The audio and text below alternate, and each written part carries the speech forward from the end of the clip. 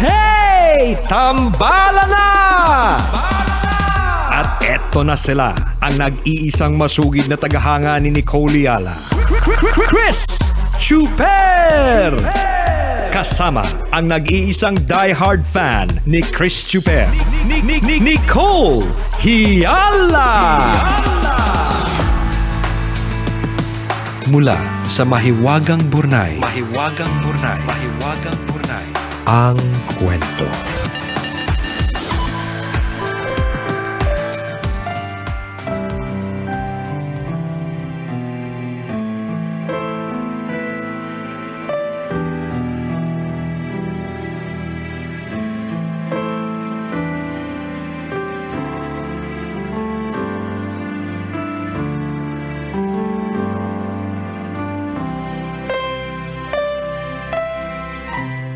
Dear Nicole and Chris, itago nyo na lang ako sa pangalang Ashley.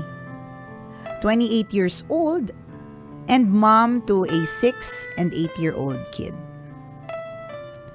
10 years na akong nakatira dito sa Australia at sumulat ako to ask for your advice. I met my husband through an online dating app. 33 years ang age gap namin. Kakagraduate ko lang ng high school nang lumipad siya papuntang Pilipinas to meet me. Nag-propose siya ng kasal and I said yes. Magpapakatotoo na ako. Nakita ko kasi siya as my escape para makatakas sa maldita kong tita. Ulila na kasi ako sa mga magulang. Pagdating ko dito sa Australia, nakita ko na hindi naman mayaman ang asawa ko, pero may bahay. Binigyan ko agad ng anak para hindi ako iwan. I have not been faithful to him twice at inamin ko ito sa kanya. Akala ko he will let me go, pero ayaw pa din. Hindi na ako talaga masaya sa kanya as years go by, kaya nag-dating app ulit ako to meet guys my age. I am craving for channeling boom boom lay, chak chak chak chak tuna chanas. Hindi na kasi kayang ibigay ng asawa ko. Sa dating app ko nakilala si Al. We saw each other for a year and a half and tuwing magkikita kami, laging may ganap kasi we cannot keep our hands off each other. Hindi na ako nag-dating app mula na makilala ko si Al. Single siya, may maayos na trabaho at may sariling bahay. Madalas akong matulog sa bahay niya kasi gusto niya we wake up next to each other. Kilig, di ba? Ang paalam ko sa asawa ko, I will sleep over sa kaibigan or iinom or I will do a group project for school. Second year college kasi ko dito and I'm taking up nursing. Needless to say, nahulog ako kay Al ng bongga. Sinabi ko naman sa kanya na I have fallen in love with him. Ang sagot niya, he does not like me back enough to be in a relationship with me. Ang sakit-sakit pero I cannot let him go. 2 buwan na nung huli kaming magkita. Naka-scene zone lang ako sa Messenger. Tambalan, mahal ko siya at hindi ko siya makakalimutan or makalimutan. Ano kaya ang gagawin ko para mabawasan ng pain na nararamdaman ko? Salamat sa inyong payo. Ang inyong tambalanista, Ashley.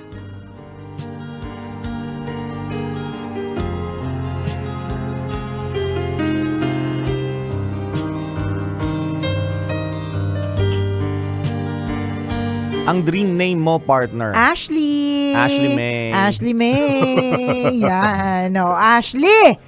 Ano na? Buti naman ang tanong ni Ashley Parter is ano ang dapat kong gawin para maibsan yung nararamdaman kong pain? Kasi mas mahirap kung ang tanong ni Ashley is, anong gagawin ko to win Al back? O anong gagawin ko para magustuhan ako ni Al ulit? Buti na lang hindi. Dahil nako Ashley, Sabi ko sa'yo, kahit wala kaming pamasahe, gagawa kami ng paraan. Yan. Makarating ng Australia para pipiin ka ng bonggang-bongga. Ang landi-landi mo, girl. Alam mo, minsan, yan talaga, well, ito based on experience, no, for people, lalo na si Chuper, na late na po kinasal. Yung sa akin, lalo na si Chuper. Feeling ko kasi, partner, kapag you get married ng late, kung late mo siya gagawin, well, sa mga panahon ngayon, hindi naman na late yan eh. Kasi nga, iba na, the times have changed, diba? Oo naman. Oo, iba na yung panahon ngayon. Hindi na dapat get married at early 20s. Dapat may ganito ka ng anak at late 20s. Hindi na ganun eh. Iba na talaga. Pero, para sa akin, partner, yung isa sa mga talagang advantages of yung hindi paglandi ng maaga. Yung lumandi ng maaga, yes, pero nag-isip, 'di ba? Or yung mga ganon. Or hindi talaga naglandi ng maaga. Basically, ang advantage talaga nun, when you get married na medyo late, na yan, you're more mature. Sawa ka na din pati sa mga yung tikiman ng portion sa ibang mga tao. Parang been there, done that Tikiman, na, 'di ba? kapaan, Yung mga, hawakan. 'di ba? Salatan, ganon. Lahat Pisilan, na, correct. kiskisan. Lahat na ng ganyan, partner. Kumbaga parang napagsawaan mo na, parang you've been there. So parang dadating ka dun sa point in your life na, okay, ito na yung makakasama ko, siya na yun, 'di ba? Yung mga nararamdaman ni Ashley.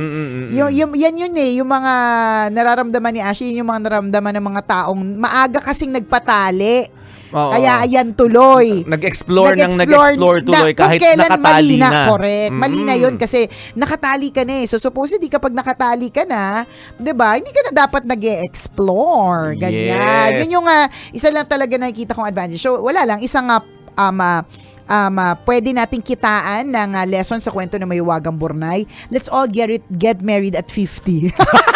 Para talagang sawang-sawa na.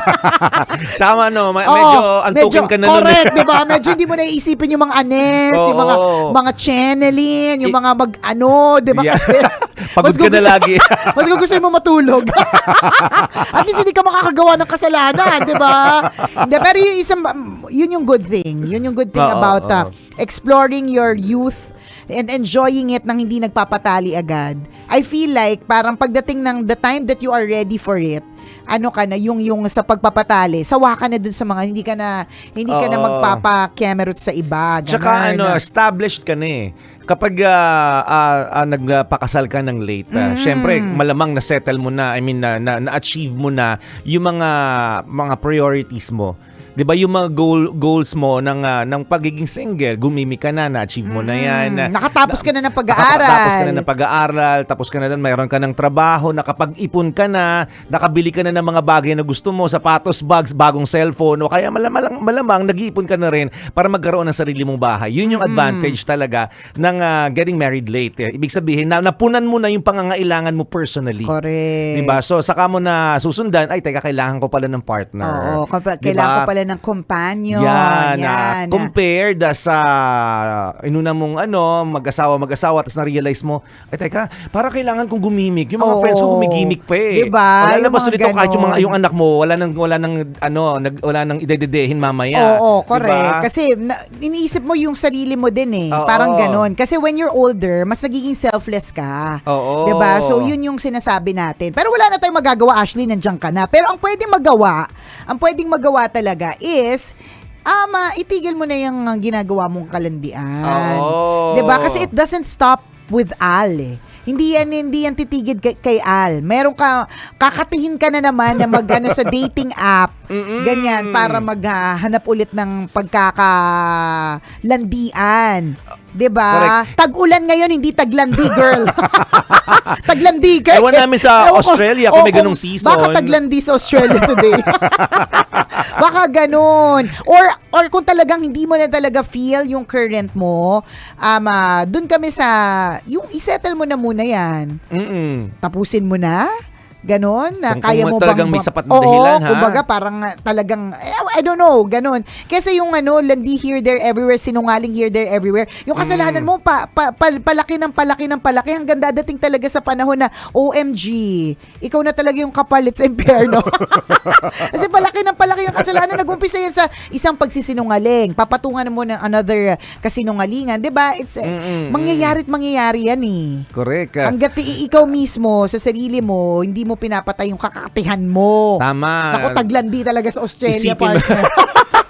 Isipin mo ang an-an, 'di ba? nako. Ang yung may mga kati sa balato, yun na yung bigay nating example. An-an, tingnan mo, pag hinayaan mo 'yan, Yan. 'di ba pag dumami na Makati, maliit pa lang, Makati na eh. Naranasan ko 'yan, may anan ako dati sa Siyempre, sa likod eh. nakikinig kami sa iyo, partner, Oo. kasi alam namin you are an expert in this field. Dati kang maraming skin kaalaman. disease. Oo, sige, makinig tayo. Oh. Ano ang lesson Diba? mula sa an-an? Oo. Ganyan. Hadhad sana, kaya lang sabi ko baka mandiri sila sa akin. Oo nga, An-an wag na na lang. an-an na lang. Ganon. May difference ba? Di ba? Yung basta. an-an na maliit. Kinamot mo ang kati-kati, ang liit-liit eh. Di ba? Tapos hindi mo ginamot, hinayaan mo lang. Ay, hayaan ko lang dyan. Oo. Deadma.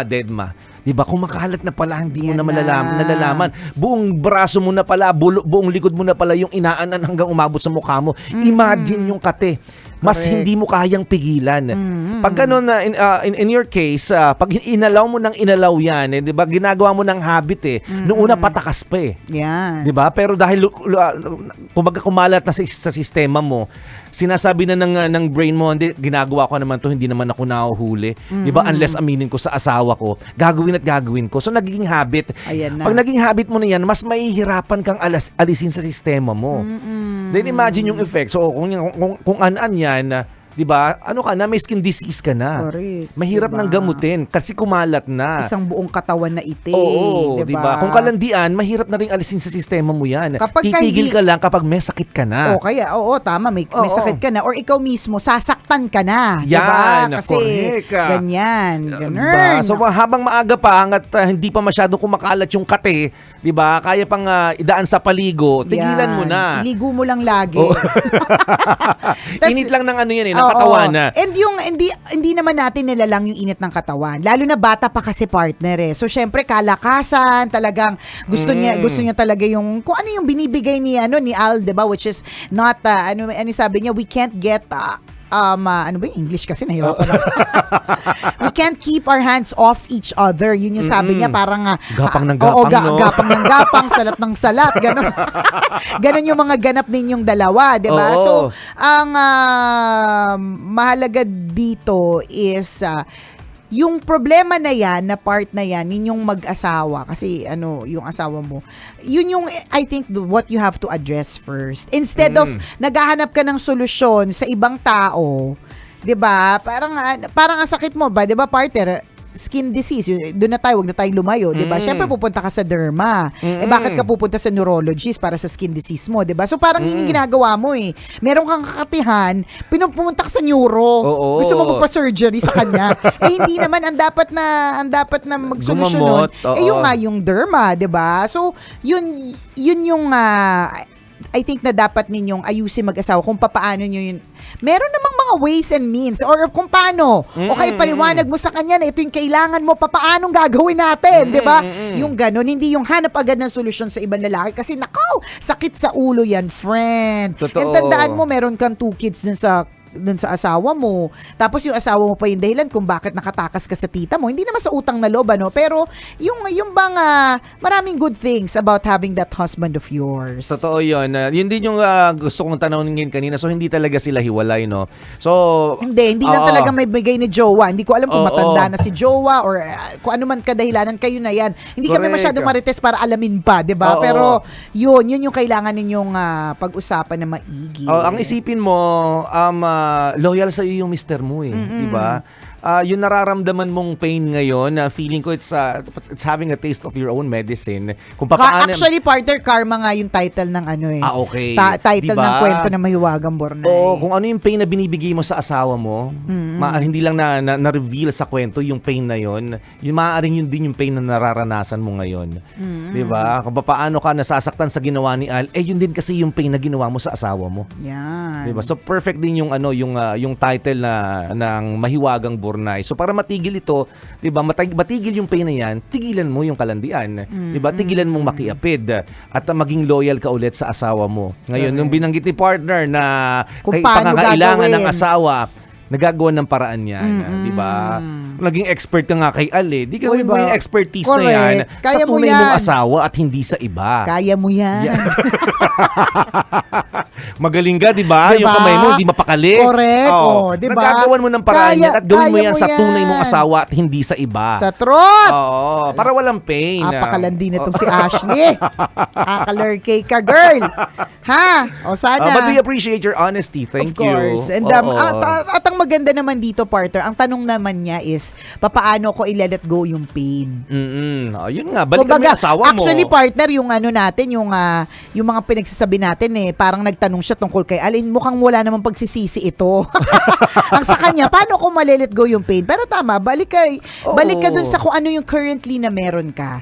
'Di ba gano'n naman yun? Correct. Appreciation of what you have. Yun naman ang key to happiness. Gratitude. So, Yes. magpapasalamat ka kung ano yung meron ka, kung ano yung happiness na binibigay ng mga bagets mo, yung asawa mo, yung ng asawa pagmamahal mo, niya. correct, yung pag-aalaga niya sa'yo, yung pag-oo niya lang sa'yo kahit nagsisinungaling ka na, yung mga ganyan. Blessing naman magkaroon ng ganyan. Ang bait ng diba? asawa mo, isipin mo, di ba? Para aminin mo na nagkasala ka ng ilang beses, Correct. tapos tinanggap ka niya pa rin. Ay, hindi ko Sobrang alam kung pagmamahal inamin. yun. Sinabi niya Sinabi niya, Oo. inamin. Ay, oo nga, inamin, pero ayaw ka i-let go. Oo, di ba? tama. Ganun ka kamahal ng asawa Oo. mo. Di ba? Huwag mo sayangin yun. Samantalang may mga ibang tao, naghahanap sila ng taong loyal. Hindi sila makahanap-hanap, 'di ba? Ikaw meron ka nun. Yan yung sinasabi natin lagi, partner, yung mga bagay nirereklamo natin ay yung mga bagay na pinapangarap ng ibang tao. Correct. 'Di ba? Nagrereklamo Correct ka, ba yan, nakakainis, nakakaasa, bakit kailangan may asawa ako, ganyan, nakatali tuloy ako. Yung iba juwang-juwang na, walang jowa. 'Di ba? Ikaw meron. Ikaw meron. Malamang ang ganda pa ng anak nyo. Kaya nga, O, kasi artistahin. nahaluan ng Pinoy. The Oo. blood. Alam mo naman, kapag ka nahaluan, artista na yan agad dito sa Pilipinas. Di ba? Totoo yun. So yung kung ang tanong mo paano Let go of the pain. let go of that person kasi yung person na yun na nagbigay sa'yo ng pain. Correct. Yung madaling sabihin pero mahirap gawin. Pero lagi mo na siguro iisipin ano yung mga magiging consequences. Yes. Tapos plus, sinabi niya sa'yo, he doesn't love you enough Oh, to have a yun. relationship with you. Oh, Di ba? see? So, di ba, rason na yun para mainis ka, mairita ka, mabad trip ka, isipin mo, pinaprioritize mo siya, tapos ikaw, second lang sa priority niya. Oh. Hindi natin alam kung second ka, baka pang 52 ka. Hindi natin alam. Di ba? Ang dami nyo pala Ang dami nagsasalo-salo, niyo di ba? pala.